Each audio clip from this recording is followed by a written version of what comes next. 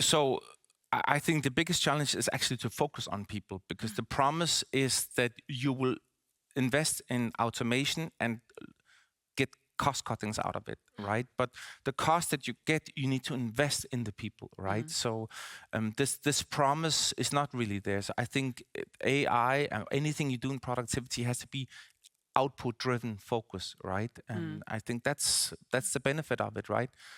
So there's a whole mindset that needs to go into this as well, that we need to sort of, in order to adapt to all of Yes. this. Yes.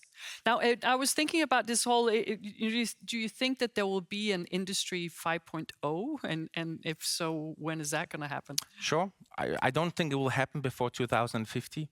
I think that's also the weakness of, if you go to large language models, you can ask it whatever and it will just give you an answer, right? You can ask about industry 6.0.